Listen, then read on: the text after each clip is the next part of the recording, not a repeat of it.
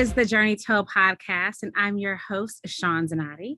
I believe life is about the journey, not the destination. To find the journey in every step of the road, the highs and lows, the twists and turns, the ups and downs, it's in those moments that really makes life beautiful. Our guest today has a journey of his own. Rahsaan Alexander, known to the world as DJ Fly Guy, began his life in Georgetown before moving to Brooklyn, New York, and then finally residing in Miami, Florida, where he lives right now. He's a DJ, he's an entrepreneur, he's an artist, he's a photographer. Please help me welcome DJ Fly Guy to the Journey Told show. Thank you so much for being here. Thank you so much for having me. It's a pleasure. Oh, it's my pleasure to have you. I want to start off by talking about COVID. For you in the entertainment business as a DJ, which was your main bread and butter. That's who you are, your world. What was that like for you? Take us into your world as you realize. And it's one thing when it's like, okay, we're 2 weeks, we're going to be shut down for 2 weeks, and 2 weeks turns into a month, and a month turns into 2 months. And then as the world started, we're starting to realize this is like, okay, a pattern of some longevity, and clubs are closed down and so forth and so on. And the pattern just keeps going. How did you stay focused mentally? And how did you push through? Well, it was very trying on your mental state, on your mental health. I didn't DJ for 9 straight months. And myself and a lot of my fellow DJs, what it made us realize is relationships are everything, because when things started to open again, I still have a lot of DJ friends who aren't working because they didn't really have the relationships with certain venues or promoters or people, managers or whatever, to get them back into gigs. And I'm thankful that I've been able to maintain my relationships with so many good people for over 10 years that put me in a position that once things started to reopen again, I found myself back in the same places, most of the same places that I was in pre-quarantine. But it was extremely stressful, and it was depressing. It was, this is how my rekindling of my passion for photography came in, because I wasn't doing anything. I didn't have anything to do every day, and then I live alone, so quarantining by yourself is not easy. And then I know people talked about getting frustrated because they are with their significant others or their kids every day. And I'm like, well, I rather wish I had that than to be by myself every day. So that turned into, well, let me go and do Instagram DJ live sets.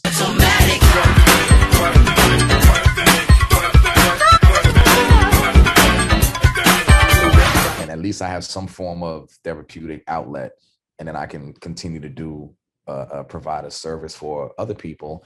And that kind of created this whole network that was called the Club Corona Crew, which is like a group of people who started following me from different cities, and they became friends and started a group chat and would come in my Instagram live every night. And that went on for about 6 months. And honestly, that was the way I was able to buy a lot of groceries, because they would send me Cash Apps and PayPals and tips and Zelle and Venmo just for going live every night. So that's how I was able to eat. Oh, I'm just as you're talking, I'm getting chills, because I understand, I'm a publicist, and from the PR world, just watching and listening and understanding and talking to my clients, that is literally how this whole idea of this podcast came about. I was listening to stories and understanding and trying to figure out, how can I do this and do that, and, help this person, help that person. And then understanding that I needed to get the stories out of what people were going through. So I know what you're saying, and let's dive into that one little thing that you just said. I wanted to talk about the power of social media. I think is just underestimated. The positive side of what I'm saying. So often people talk about the negative ends of social media. Does this, it does that, and puts this kind of pressure, and you hear all the negative components. But let's give some props to the positive ends of what social media did to keeping all of us connected, if you will, in the midst of COVID, during COVID, as we're coming out of COVID, as we're migrating through. It has changed the business. It's changed the PR business. It's changed how we pitch, outlets. It's changing how people are getting their news. And listening to you talk and so many other clients talk, it's changed how people. It kept people afloat. People were able to tip. Dive into that. that into your community, and what those live DJ sets did for you, for your mojo, if you will, for Mhm. your, to kind of keep you going, and what that extra, let the world know how much of a need, I guess, how impactful those tips were to you during that time. Oh, extremely impactful. I mean, I'm top 5 DJ in Miami, Yeah. and I've been for a few years now. So I'm used to entertaining 1,500, 2,000, 2,500 people every week over a course of 3 or 4 days. I do big clubs, Live nightclub, Story nightclub, things like that. Um, so I have a pretty extensive following. So when it came time to do Instagram live sets, and then people were quarantining just like me and they couldn't go anywhere, they really showed up and showed their support and appreciation for what it is that I've done for the city for so many years by tipping and saying, well, a lot of us are working from home. You're providing your talent and your energy and your service, but you're not getting anything from it financially. So here goes $25. Here goes $100. Here goes $5. It ranged. And I was so thankful and so appreciative for any level of it, because I had nothing. So I didn't mind if someone sent $5 or a person sent me $1,000. It was so, the role of the DJ, no matter what level of career you were on, we all got flatlined to the same level because none of us were working. None of us could play anywhere and get paid for it like what we were doing pre-pandemic. So it was humbling as much as it was stressful, but I'm so appreciative for like my fans and followers and people that truly, truly supported me and continue to support me to this day. And let's take it a step further. So this is going on, like, just if you can take the world into your mindset, you're a DJ, you're doing these sets, you're building your community, and you're trying to stay mentally focused. But at the same time, you have to monitor your mental health, and the mental health of others. What did you do to do that? How did you protect your mental health? By making sure I went on every day, even at my most stressful times or my most worrisome times, because I would get messages from people like nurses, for example, some nurses that I know who were working in COVID areas of their hospitals. And they would tell me that they would work, 19-hour days, 20-hour days. And the only peace or solace they would have is on their car ride to get food or go home and sleep for 2 hours. And they would turn on my Instagram live set, and that would carry them through and rejuvenate them and keep them in a positive mindset, because I was playing feel good music. I wasn't necessarily playing the music I would play in the club. I was playing the music that kept your spirits up. Yes. At least for me, it's like old school R&B, 90s R&B, 90s hip hop, stuff like that. And I would play that, and that's how people got their therapeutic moments. And then in turn, it did the same thing for me. You know why that is, I think, at least for me, because you heal, I heal, you heal as you help others. You're healing in that creativity. So that's the beauty of giving. Yeah, exactly. So so that's going on, and then in the midst of that, you get this desire to dive into your photography, and this exhibit comes into play. Tell me about that. So at the time when I picked up a camera, because what a lot of people don't know about me is I fell in love with the craft of photography in high school, right around the time when the movie Love Jones came out. And I was very heavily inspired by Gordon Parks and his imagery. And I went and did research on him.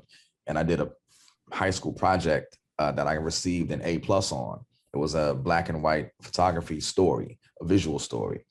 But, life went on its course down this path, and I never had a chance to really explore that path, that creative path.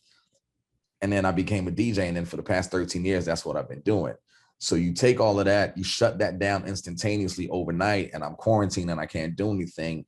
And then you add in the fact of being glued to CNN every day, and all you keep hearing is how many people are dying every day from COVID, and it's thousands and thousands and thousands. And then you have the murder of George Floyd in your face, and you see the protests happening. Something in me, inside my spirit, told me that I needed to go out and capture what was happening in the city of Miami and show it to people beyond social media, beyond the phone screen. I didn't necessarily know when I started that it was going to turn into an exhibit and a book, But as I'm taking, 1,000 pictures, 1,500 pictures, 2,000 pictures, I'm like, what can I do with this that's going to make it stand out? That's going to differentiate it from everyone else who's out here with a camera taking photos and posting them on Instagram. And that's when the idea of doing an exhibit came to mind. And then I worked on that for 5 months, planning, trying to figure out if it was even gonna happen. And it did. And it happened, and it was successful. Yeah, I think it was successful. In August, I took a social media hiatus, and I got off Instagram, Facebook, Twitter, everything for like 2.5 months. And then during that time, I launched a GoFundMe campaign to help finance the exhibit and the book.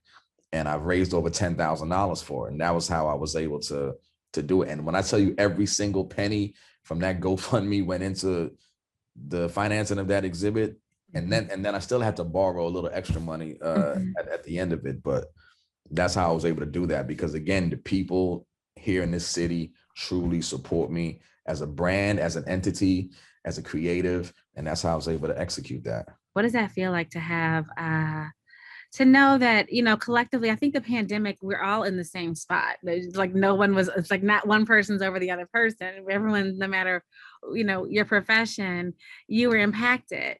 And how does that feel to know that regardless of the circumstance, people were still giving to you in the midst of, more than likely probably in their own trials at the same time financially? Oh yeah, I mean, it was so humbling, and because sometimes you wonder, at least in the nightlife business here, you kind of wonder who's really genuine or who's trying to just stay close to you for access to celebrity or to whatever. And what that showed me is that I actually have real, true support in my corner, and I think because my reputation precedes itself, and people know that I'm a genuine person and I'm a good person and I move with good intention, and I think that was pretty evident in the support that I got back from the people. So the book's called To Miami with Love. And inside of that book, I do know that the goal, I read your goal was to be able to provide a pathway for people who are struggling to find their purpose, and to be able to give them a level of safety, if you will, through your work. Do you feel as though that it's resonating with people? What's the feedback that you're getting from people as they're jogging through your book? Well, I've sold out of books 3 times since publishing. I'm on with it. December, yeah. So look at that testimony. I don't mean to cut you off, but for you to say here, you had to, let's just go through the facts here. This is just how I am on this show. You are a DJ. You step out on faith of something that's entirely way different in the midst of COVID, because the finances are coming in on one way because everything is shut down. You step out on faith and say, let me go back to this this path that I was on back in high school and see if there's still something there, which it is, because when you get the nudge, you get the voice, it's a gift, and the gift doesn't go away. You got to complete the gift. So you circle back to the gift, you borrow from people, you put up a GoFundMe page, the community in Miami supports you, you raise the money, get an exhibit together, you work on the exhibit for 5 months, and you tell them once you put it out there, your books sell out 3 times, sold out. Yep. What is that a testament of? Just do it. Just make the step. Just start. Yeah. I live by a mantra that this author, Robert Greene, wrote. He's the author of 48 Laws of Power, The Art of Seduction. And he also wrote this book called The 50th Law. And in that book, he has a part where he says, life rewards the risk takers. And in a moment when you feel the most apprehensive or the most hesitant about making a certain decision, that's the exact moment when you should do it. Because it's in that leap of faith, it's in that fearlessness, in that moment is when you'll get your greatest reward. And that's how I live by always. Oh, I love that. It's so true, because if you think about it, the learning lessons in life, at least for me, they don't come when everything is sweet and going great. And you just, going through and cruising through life. It's not in those moments in life. It Right. comes in the uncomfortable moments, in the moments where you don't know when, what you just said, where the next dollar is going to come from, or the Right. next retainer is going to come from, or what's the next outlook is going to look like. It's Mhm. in the tough moments that you figure it out, because you have to figure it out.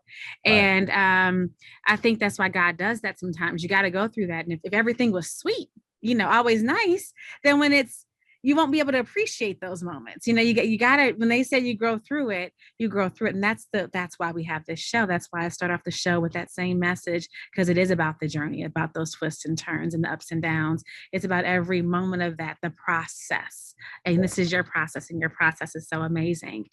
I want to switch gears a tad bit in talking about the process, because I know that your father passed away when you were 15 years old.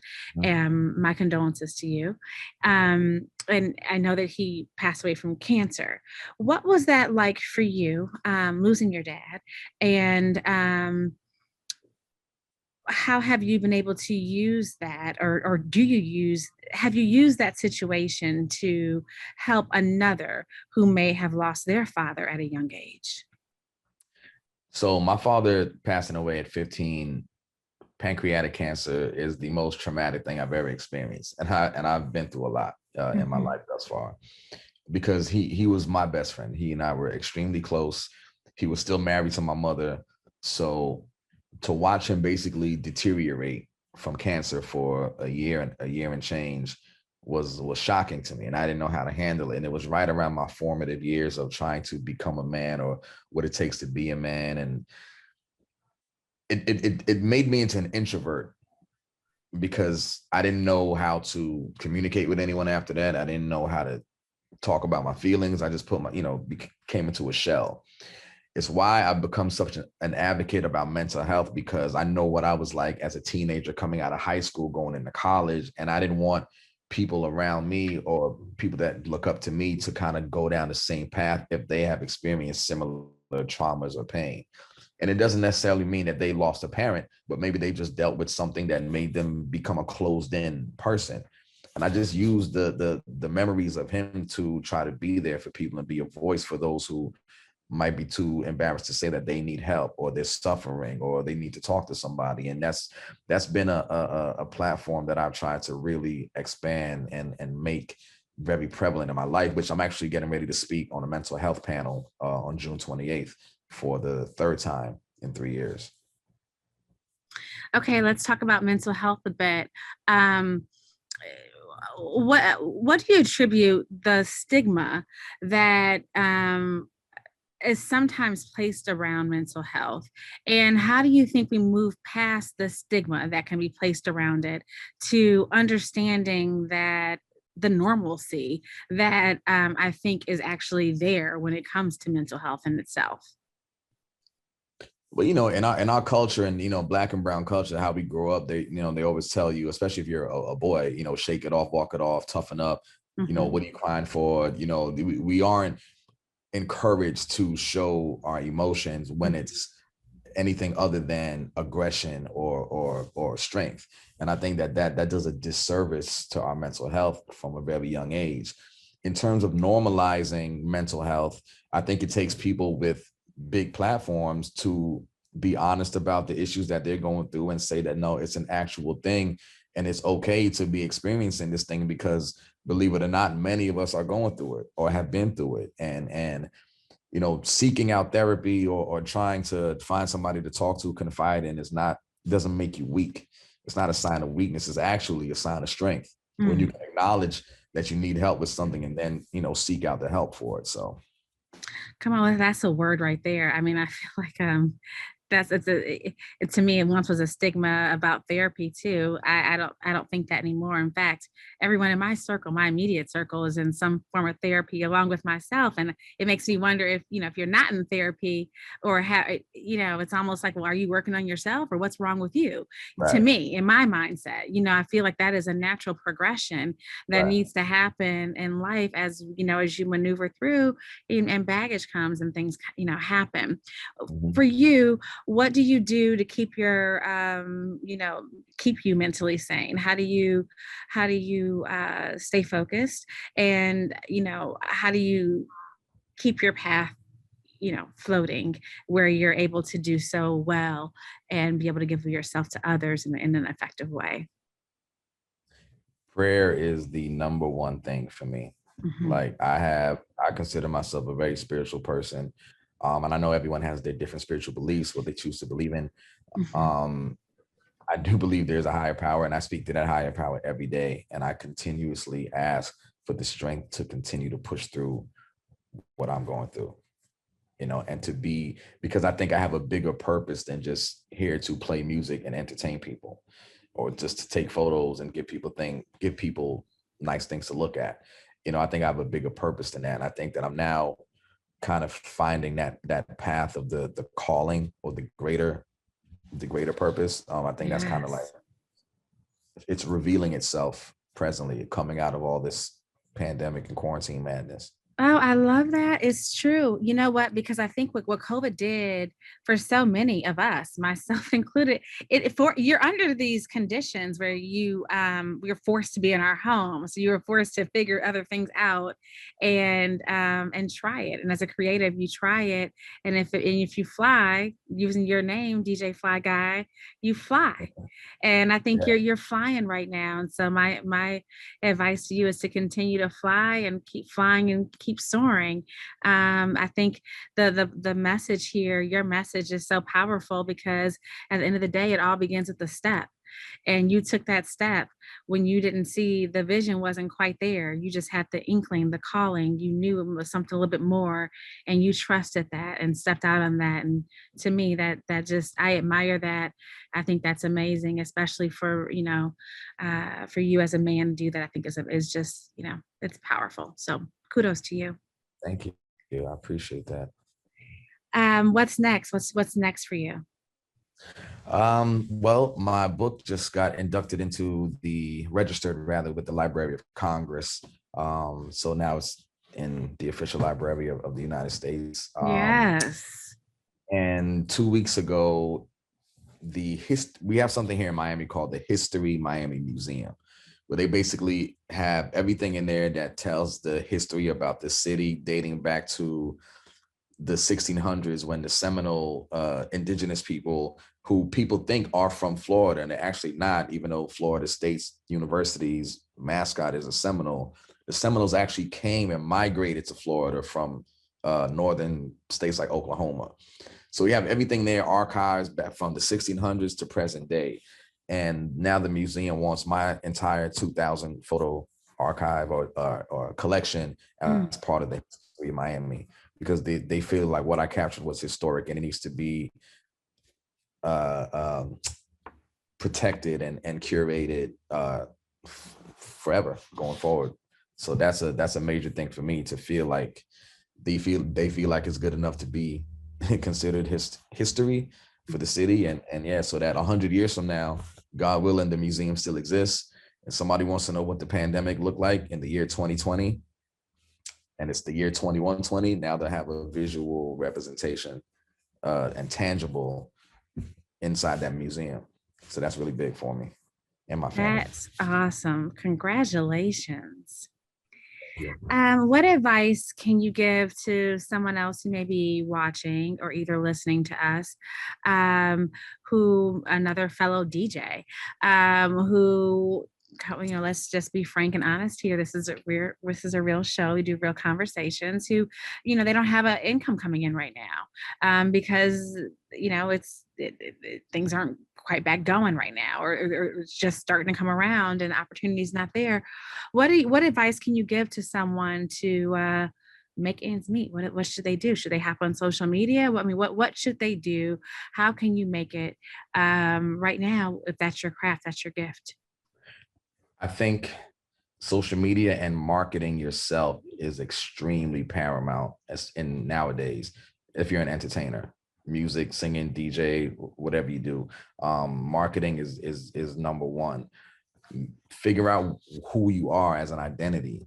What is your brand? Because it has to be bigger than just you as an individual. That's one thing. What is your brand? What defines it? And then figure out where your niche is in the city that you live in the community that you live in. That's one thing.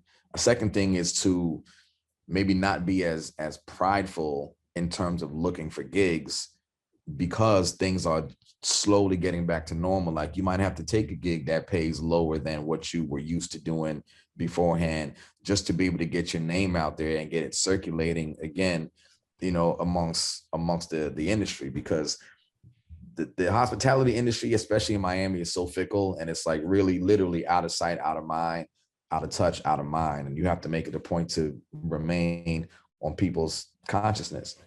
And ways to do that now are, as you know, marketing, number one, being on social media and utilizing it properly. Because as you said earlier, you know, social media is a weapon, and depending on whose hands it's in is how it gets used, right?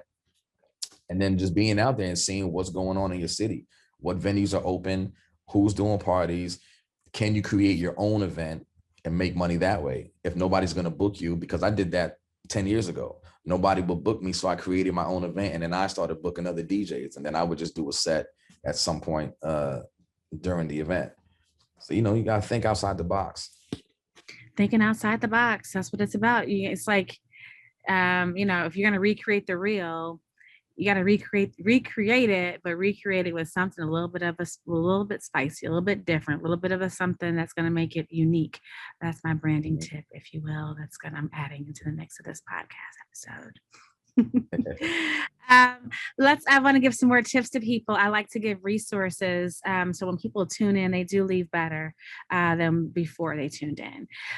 If you are someone who, let's do it the other way. If you are in the midst of maybe switching career paths right now, and maybe, you know, a little bit afraid to jump out there, what advice can you give to that? What made you know? How do you know when it's okay to jump? What lets you know it's time?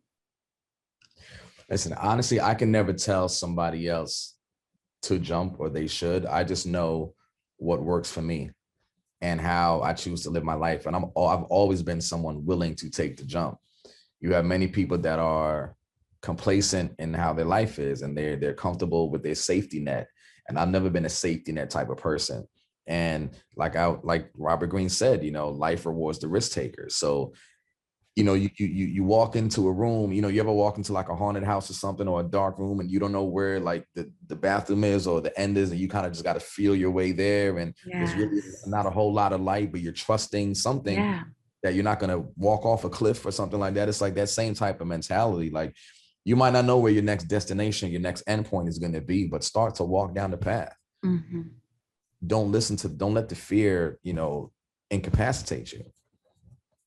Unless you just like being, you know, complacent and stuck, you know, where in whatever position you're in. But life's too short to be complacent. You know, like we're too brilliant as a people. And when I say us, I mean like Black and brown people. We're too intelligent. We have too many gifts, too many blessings to confine ourselves to one avenue or one lane, or put each other in a box like we so love to do so much. I think, you know, if we tap into, you know, the other levels of our genius, even if we're afraid to, you'll find that greatest reward. I truly believe that, because I've done it by example a few times in my life. Yeah, it's when you step out on that little thing, that little one thing that you're a little fearful about. Just try it. In fact, that was my Instagram post. I just posted today. It was about that. If you just say yes, just try the yes. I think it's use a day of saying yes to something you probably would say no to. And let's just see what the outcome is. You know, what do you have to lose? What's the worst that can happen? What's the worst that can happen, right? Doesn't work well. Really? Seriously. So is the end goal? What's your end goal? If you can like click your heels 3 times and, you know, magic happened, what would that magic look like for DJ Fly Guy? Owning my own nightclub, number one. Yeah. Even in the midst of everything, even as we're coming out of all this, you still want to own a club in Miami. Okay. So I have a documentary that's coming out in a couple of months about pivoting and how I was able to go from who I was in high school to basically the publishing of the book, and that's called Pivot, the 2020 story. So having my documentary win at the Cannes Film Festival would be also amazing. And putting my daughter through college and making sure that she's on the right path, like that's what's magic for me. That's all I need. That's all you need. Yeah. All right. Well, I appreciate you just giving these words of advice. I want to wrap up with the segment of my show that I call Tell and Tell, which is a play on the word show and tell. What is something that you can tell our audience about yourself that the world does not know about you yet? Some like a secret, if you will, that you're interested in sharing. I'm a really good billiard player, pool player. Wow. Okay. I would not have thought that. When I was a kid, I wanted to be a professional and be on ESPN playing pool. I used to do tournaments when I was a kid. And my father got me into playing pool. And that's not something that you really hear from a lot of young Black boys. But no, I'm shocked. Mm-hmm. Okay. So then I have to follow up with saying, what's stopping you? Why have you not started? Why like, hello? I mean, who knows? Maybe in my midlife crisis, I'll do that. We'll see. You never know. You never know. Keep it, because I am a big believer. When you get an inkling for something, that means you have a gift there. And when you ignore that, you can ignore it. But at some point in your life, you have to complete that. It's you have the inkling for a reason. So don't ignore that. Don't ignore that gift. I have a pool table in my building. I'm gonna go play when we get off. Oh my gosh, look at that. Look, I just inspired you to do that because and that was spiritually done. You know that. Have helped you know that that's how these things work, how life works. So I'm speaking this to you, but through a bigger purpose, a bigger being, another being is having that come that way. But yeah, please do. Don't give up on that. It's there. You have that gift for a reason. So don't ignore it. Right. Well, thank you so much for being on this show. If someone is interested in following you on your journey, whether it be with your photography, with the books, or with just your, with your DJing in itself, or just your quarantine group, how can they do that? What do they need to do? A Fly Guy on Instagram, a Fly Guy. And if they want to see or get their hands on the book, they can go to miamivithlove.com and they can pick up a copy of the book. 11 by 14 coffee table size, all black and white images capturing and chronicling Miami's 2020 quarantine life. Miami's 2020 quarantine life. I think it's so amazing, such a brilliant idea, so needed. This is definitely, we are walking in history. You saw that creatively and you made history. So kudos to you for thinking out of the box and following through with that. I think it's amazing. Thank you for being on the show. I really appreciate it. Thank you for having me so much. All right. Thank you so much. All right. Well, that's it for this episode of the Journey Told podcast. I'm going to leave you with words that my father so often would say to me, and that's to be the best version of you that you can be. Until next time, folks, let that sizzle in your spirit.